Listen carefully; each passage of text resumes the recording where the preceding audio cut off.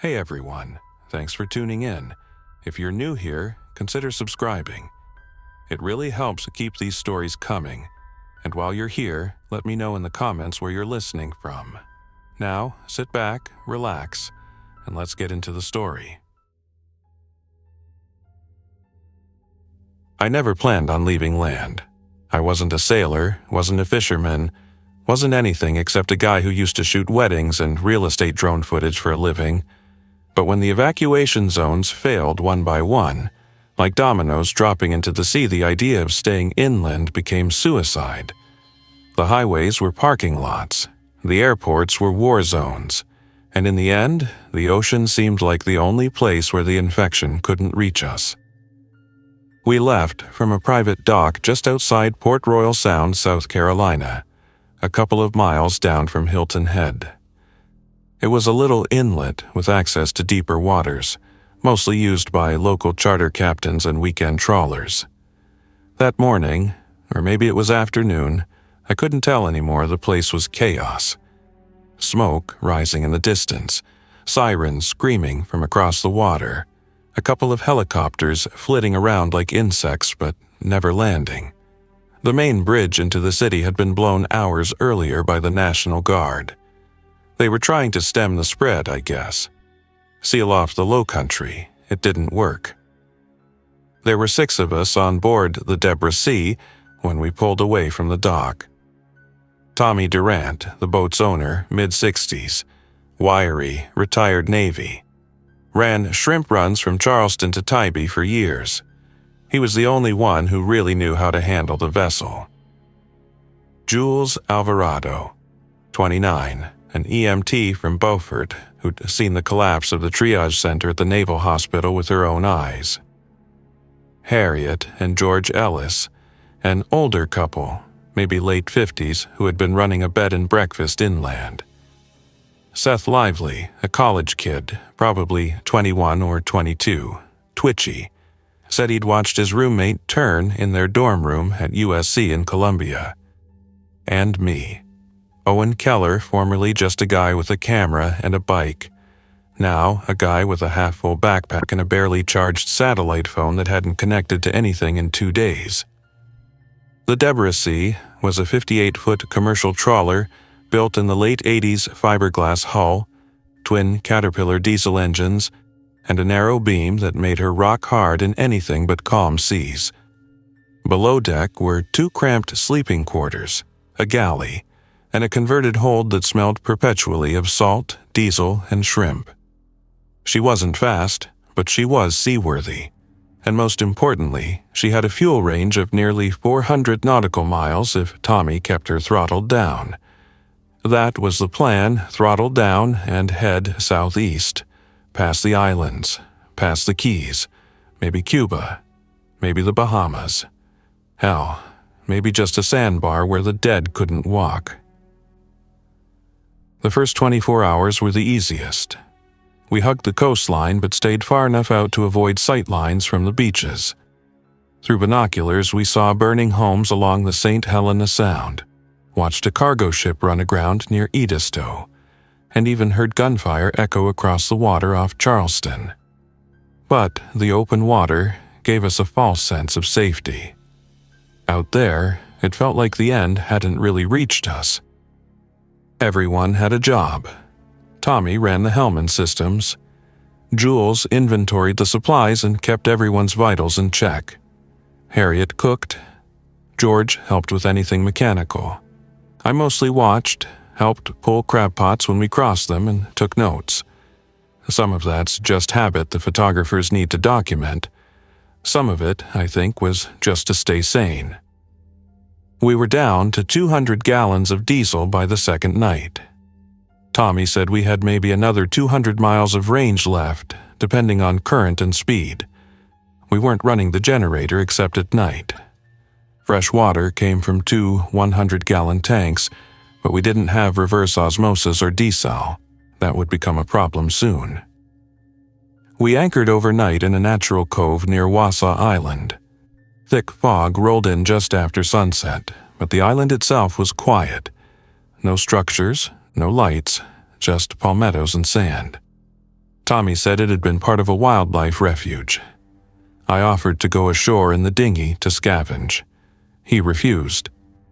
Too close to the mainland, he said, and too late in the day. That's when Jules came to me. Quietly, after the others had turned in. She said she thought Seth had been hiding something. Said he hadn't eaten much, hadn't slept, and was constantly touching his left side just under his hoodie. I'd noticed the same thing but didn't want to stir panic. Still, in a group that size on a boat, the tight secrets were deadly. We agreed to keep an eye on him, nothing drastic, not yet. The third morning started with blood. It was Harriet who found it, on the metal grating near the aft stairs that led down into the engine room. At first, we thought someone had cut themselves maybe a foot on a bolt or a broken pipe, but the smear was thick and it trailed toward the bulkhead where the auxiliary freezer had been converted into storage. Tommy unlocked the freezer room.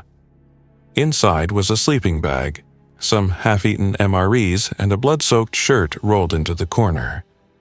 Jules swore. George turned pale.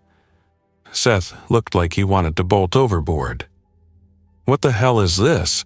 Tommy asked, raising his voice for the first time. "I don't know," Seth stammered. "It's not mine, I swear." But Jules moved fast. She yanked up his hoodie and lifted his undershirt. A bite, old but not healing. Black edges, red streaks. He shoved her, tried to run, and got as far as the bow before George tackled him. We tied him to one of the rail stanchions and tried to reason it out. Seth swore he hadn't been infected, said it was just a dog bite, said it happened before the outbreak. He cried, screamed, begged us not to throw him overboard. Jules scanned him with a penlight and said she couldn't be sure how far along the infection was.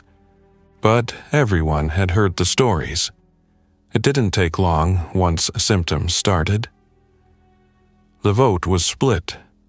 George and Harriet wanted to put him off the boat, row him to the island, let him take his chances. Tommy refused, said he wasn't wasting fuel or risking more exposure. Jules insisted we isolate him, move him to the bilge hold, and secure the door. I backed her up. It wasn't mercy, it was the only option we had that didn't tear the group apart immediately. We carried Seth below, tied him to the pipes along the bulkhead, and left him a canteen. Jules said she'd check on him every hour. I told her that was a bad idea. She didn't care. By nightfall, he was coughing. That deep, dry cough we'd heard from so many others at the FEMA lines. Tommy locked the upper hatch. The next 12 hours were a nightmare. We drifted southeast, windless, fuel dwindling. Everyone was tense. George stopped eating. Harriet stared at the wall for hours. Jules was crying in the galley but trying to hide it. Around 2 a.m., something banged from below. A deep, metallic thud, not loud but deliberate. We all froze. Tommy grabbed his flare gun. I took a rusted deck gaff. The sound came again, but not from the bilge hold, from the forward cabin. We all turned at once. Jules moved first, creeping past the galley bulkhead and into the corridor that led to the crew quarters. Tommy stayed low, the flare gun in both hands. His eyes locked on the door just beyond the storage lockers. The rest of us followed, slowly, silently.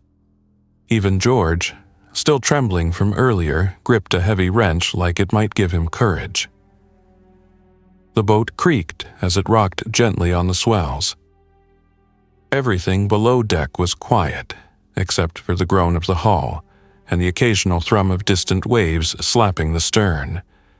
Then another bang, sharper this time. It came from behind the cabin door. Tommy raised a hand, signaled for us to stop.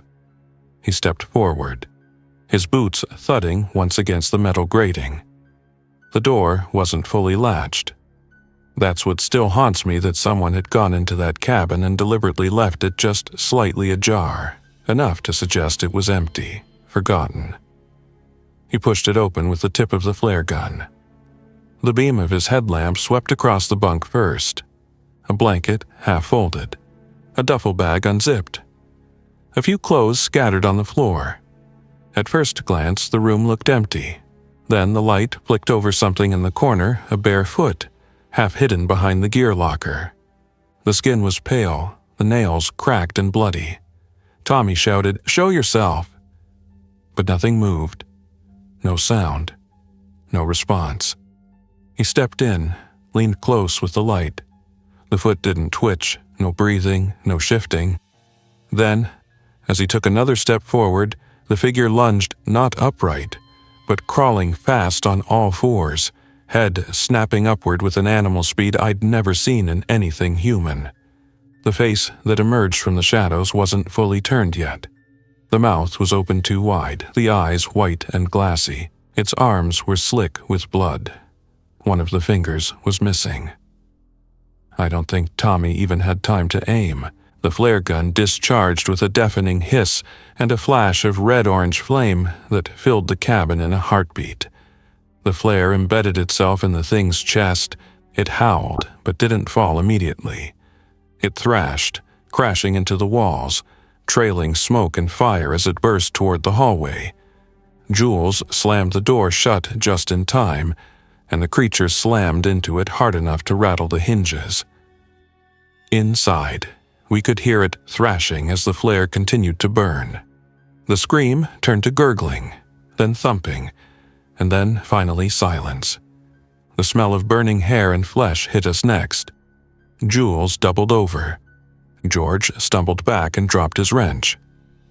We waited another 5 minutes before we opened the door again. Inside, the body was slumped against the cabin bulkhead, most of its shirt burned away. The flare had finally guttered out, still stuck just under the collarbone. The face was charred, but we could see enough to know it had been human once. A woman, maybe late 30s, hair matted. Her lips and jaw were red with dried blood. The duffel bag in the corner had a broken zipper. Inside were protein bars, a half-empty water bottle, and a South Carolina driver's license belonging to a Trina Wells. The address listed was Charleston. None of us knew her. She hadn't come aboard with us. That meant she must have already been hiding before we even left the dock. Maybe she was down there when we took off, Jules said, eyes still watering from the smoke. Maybe even before the others boarded. We searched the rest of the boat again. Every cabin, locker, hold, bulkhead, nothing else. No other signs of movement or blood. But the fact that we'd missed her the first time, it rattled all of us. By the time we secured the body and dumped it overboard, no one wanted to keep her on board. For even another minute, the sky had started to pale with dawn. The eastern horizon was lined with a thin band of silver light, and a few distant clouds caught the glow. Normally, it would have been beautiful. That morning, it just felt like the beginning of another long, sleepless day. Seth was still in the bilge, breathing, but slower now, less panicked, more strained. We hadn't heard him scream or beg for hours. Tommy checked through the hatch but didn't open it. The boy was lying on his side, drenched in sweat. His lips were cracked. His eyes were unfocused, like he was watching something only he could see. "He won't last another night," Tommy said flatly. "I think we already made the decision," Jules replied. "He's not coming back." But she didn't move to do anything. None of us did. By noon, the wind had picked up. We were southeast of Jekyll Island now, trying to stay offshore but close enough to see the coastline with binoculars. The barrier islands looked half-drowned in haze. We could make out plumes of smoke near Kingsland. One of the tankers that had been anchored in the Sound was now beached sideways, grounded and rusted. The radio still wasn't picking up anything except static. No VHF, no Coast Guard bands. Even NOAA weather frequencies were dead. Jules tried switching through the bands again, just to be sure, but there was nothing. Either we were out of range, or no one was broadcasting anymore. That afternoon, something changed with George. He started pacing the deck, muttering to himself. Kept checking the same spot on the railing over and over. I asked Harriet if he'd slept the night before. She just shook her head. "Hasn't spoken to me since we left Port Royal," she whispered. "Won't eat either. Keeps rubbing that wrench like it's some kind of totem."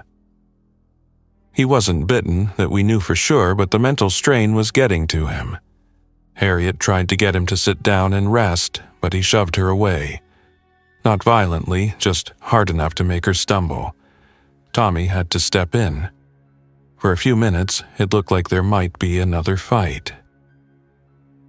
That evening, George finally went below deck on his own and locked himself in the engine compartment. We could hear him talking through the bulkhead, just low whispers, like a one-sided conversation with someone who wasn't there. That night was the worst yet. It started around 11 p.m. with a scream from the bilge hold. Seth, or what was left of him, was slamming against the hatch like an animal. We hadn't heard a word from him in nearly 24 hours, but now he was making up for lost time. Howls, wet choking noises, nails scraping against the steel frame. Jules wanted to check the bolt. Tommy refused. "Don't open it," he said. "He's gone. You open it, we don't close it again." We sat up in shifts, taking turns on the upper deck while the others tried to sleep. I couldn't close my eyes. Every time I tried, I could still hear the banging from below. The sounds weren't rhythmic, they weren't predictable. Just waves of chaos, then silence, then more chaos. It made it impossible to tell if he was tiring or waiting. Then, just after 3 a.m., everything went quiet. Not just the banging, everything. The boat, the sea, the wind. A dead calm. I was sitting at the stern when I heard a quiet splash near the side ladder. Just one, then another. Footsteps on wet metal. I leaned over the edge, gaff in hand, heart hammering. And that's when I saw her. Not the woman from the cabin. Not someone we'd thrown overboard, someone else. A girl, no more than 12 or 13. Soaking wet. Pale. Her left leg was twisted unnaturally at the knee, dragging behind her as she climbed over the port railing. Her head lolled slightly to the side, eyes wide open, mouth agape. One of her arms hung uselessly by her side. She shouldn't have been alive. That much was obvious, not with the way she moved, half crawling, half lurching, her joints bent wrong, her movements uncoordinated but fast. Her eyes locked onto me the second she cleared the railing. For a moment I couldn't move, couldn't breathe. It was like my brain refused to accept what it was seeing. Then her jaw snapped open and she lunged. I fell backward onto the deck, swinging the gaff instinctively. The hook caught her in the shoulder, twisting her body mid-leap. She landed hard on the wood, limbs flailing. But she didn't stay down. She scrambled forward again, fingers clawing the deck, legs kicking against the steel cleat as she pulled herself toward me with a speed that didn't match her broken form. The gaff jammed in her collarbone. I pulled, yanked hard, and heard something crack. She screeched a dry, gurgling rasp and went limp, twitching once before her head smacked against the bulkhead. That twitch was still going when I called out. Tommy was the first on deck. His boots hit the stairs as I backed away from the girl's body. Jules followed seconds later, her flashlight sweeping across the deck. The beam caught another figure climbing over the stern, this one an older man, soaked from head to toe, gray hair plastered to his skull. His hands were raw, fingers missing skin.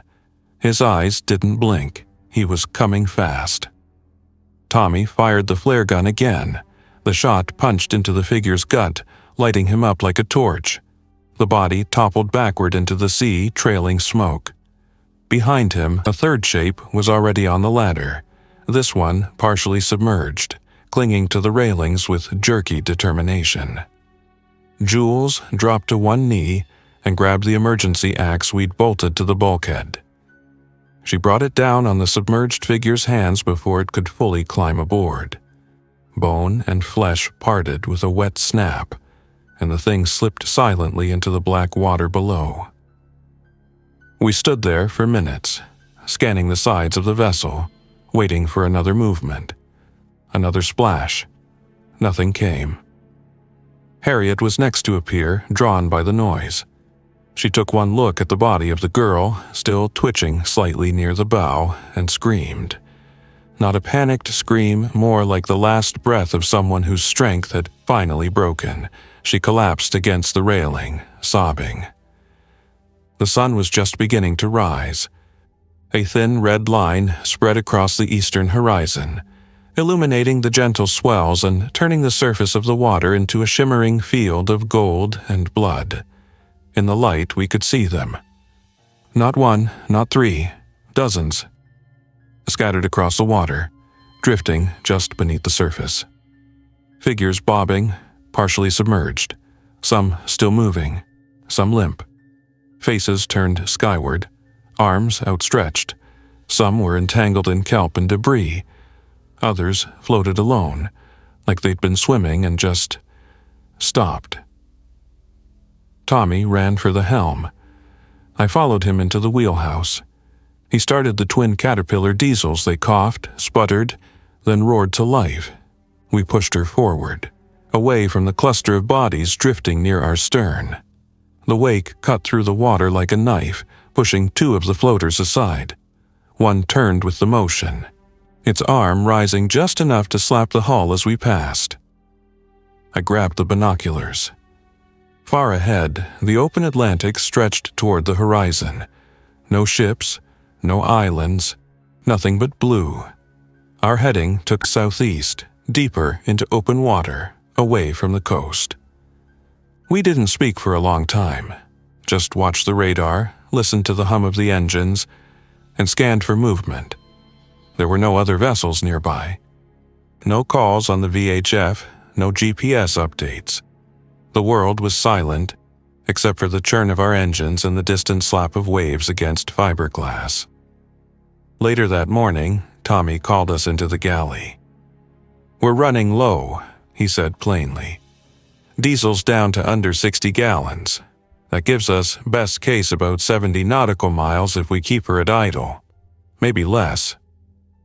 Jules glanced at the chart. "Where's that get us?" "Nowhere," he replied. "We're too far south of Savannah, too far east of Jacksonville. Closest landmass is probably Cumberland Island, and we don't know what's there." Harriet said nothing. She sat with her hands clasped in front of her mouth, eyes locked on the metal tabletop like it might offer a way out. I looked at the satellite phone again.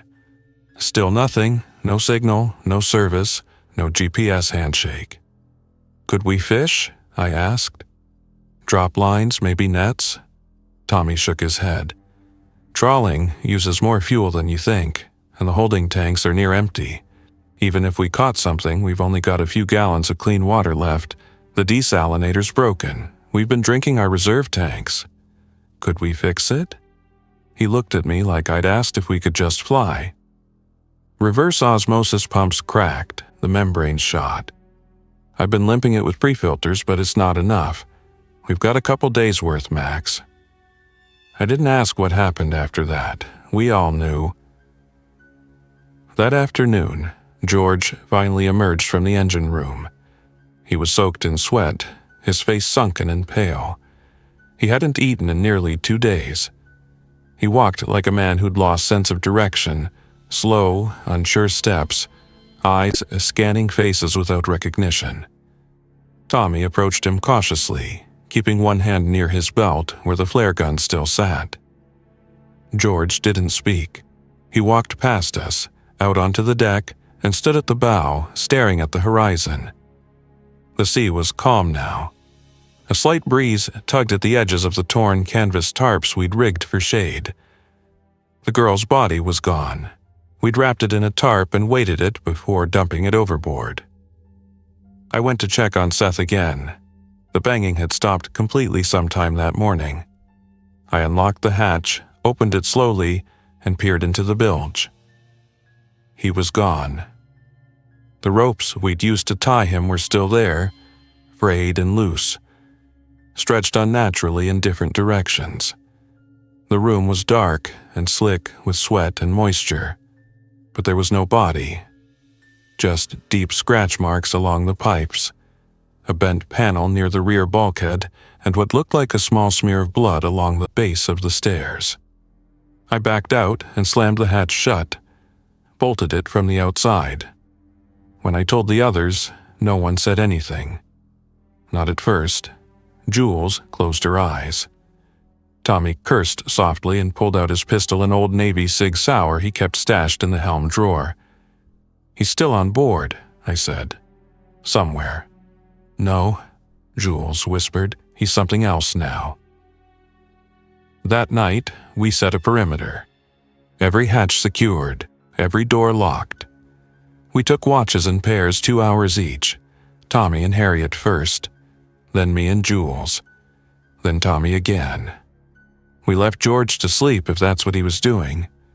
He hadn't spoken since sunrise. Harriet kept saying he was just in shock, but I saw the way his hands trembled, the way he kept glancing at the water.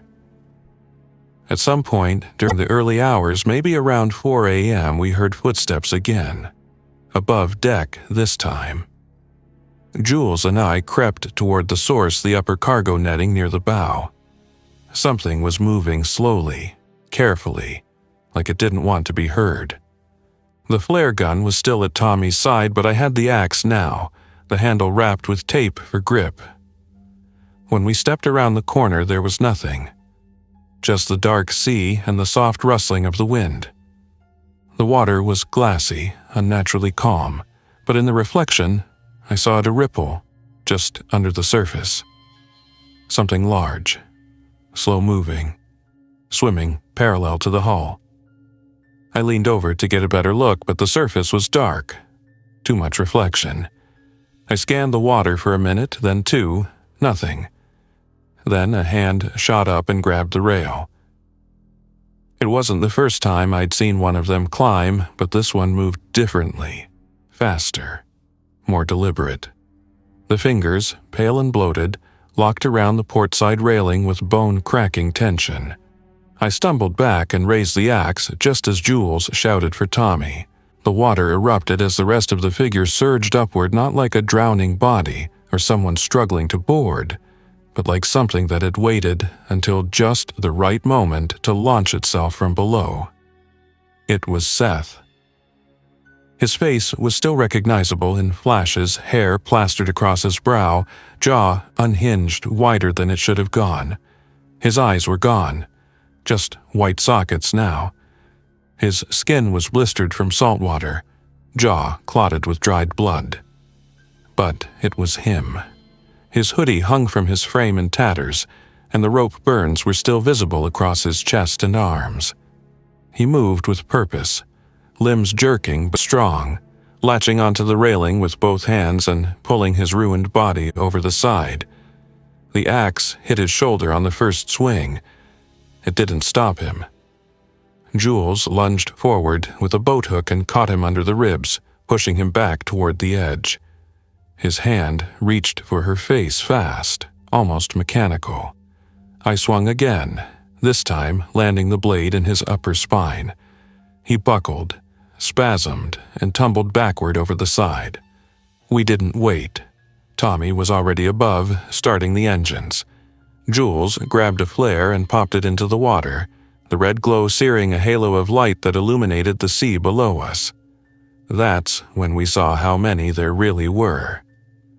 All around us, just beneath the surface, bodies drifted. Some moved, some didn't. All of them were oriented toward the boat, not quite swimming, but suspended, like they were waiting for sound, motion, heat. The flare light shimmered across pale faces and bloated limbs. 24, maybe more. They were closing in. Tommy gunned the throttles and turned us hard to starboard. The bow lifted slightly as the Deborah Sea accelerated into the open dark. The wake sloshed against the hull, pushing several of the floating figures aside.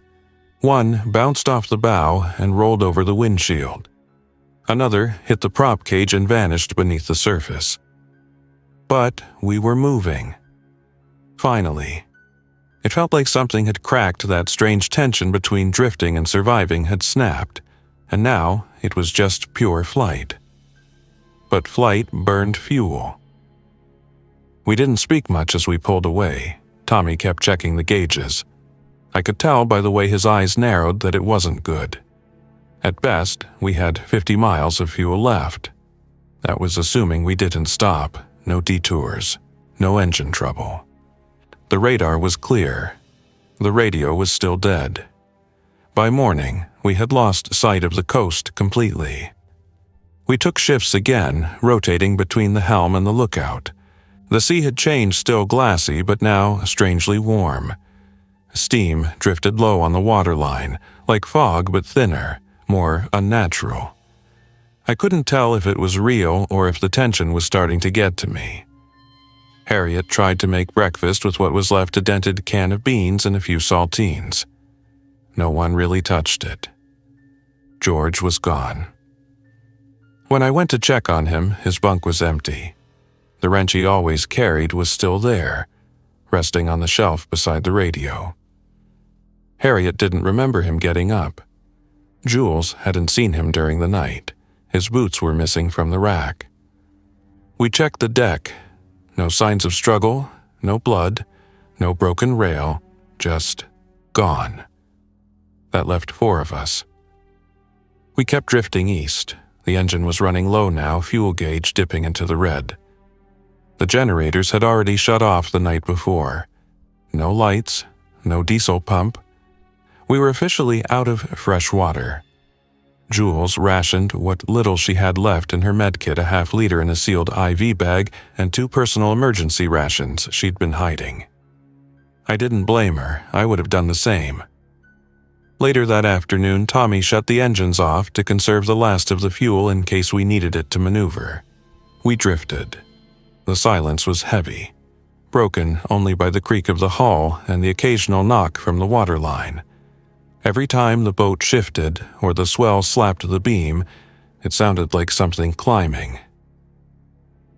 That evening, the clouds came in fast, a storm system moving from the northeast.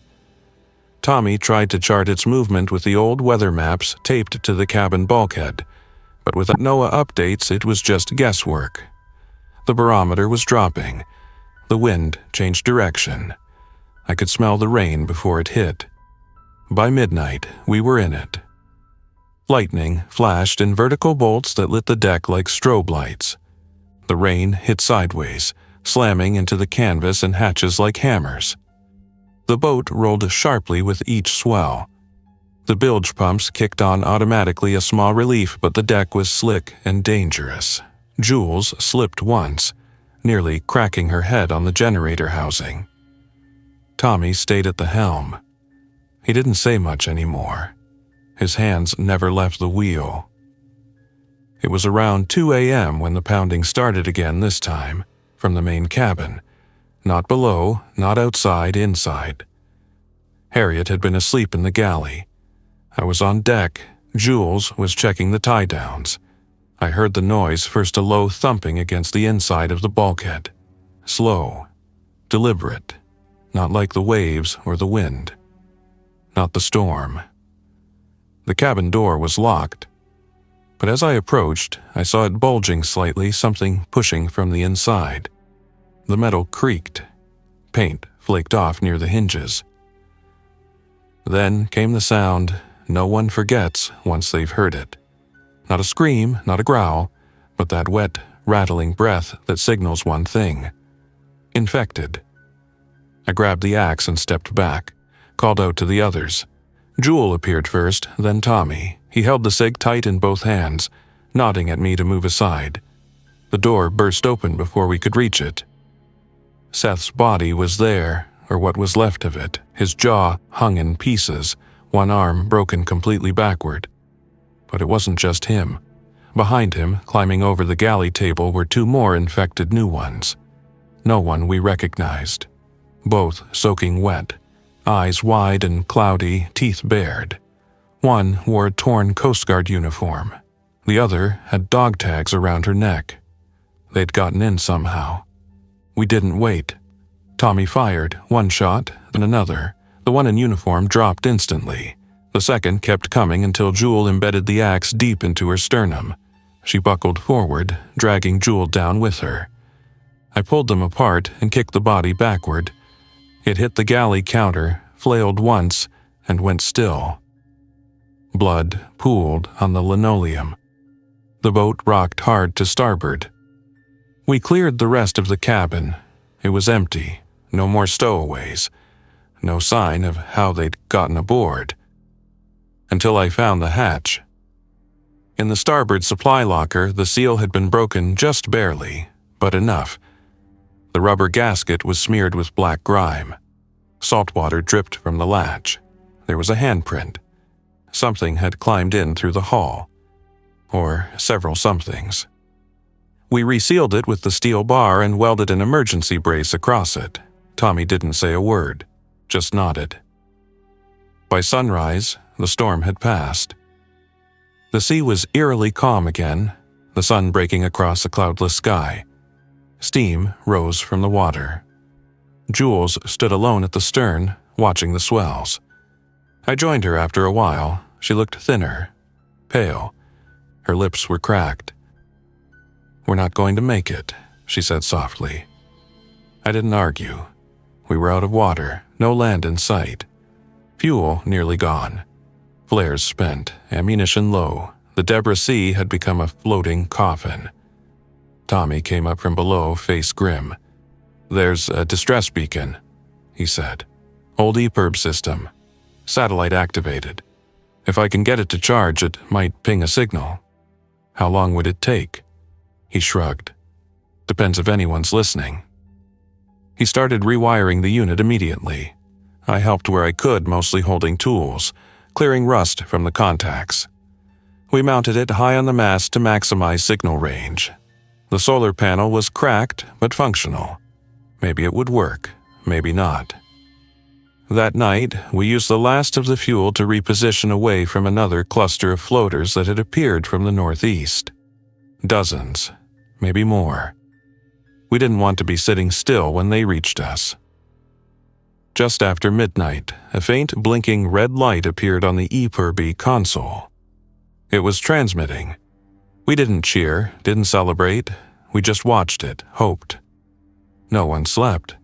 It's been 3 days. No response, no rescue. Just sea, clouds, silence. The bodies are still drifting near the horizon. Tommy's gone now. He locked himself in the wheelhouse this morning and never came out. The SIG is missing. Harriet died in her sleep. Dehydration, I think. Jules is sick. Her fever's climbing. I think she's been bitten, though she won't say it. The beacon's still blinking. And I keep thinking about the little girl, the one with the broken leg and empty eyes. I wonder how far she swam. I wonder how many more are still coming. I wonder if we were ever really alone at sea, or if the ocean was just another place the dead already claimed. If you're hearing this, if this ever reaches shore, don't run. Don't flee. Don't set out to sea thinking it'll save you. Because we did, and something followed us on board. Thanks for listening. If you enjoyed this story, don't forget to like and subscribe.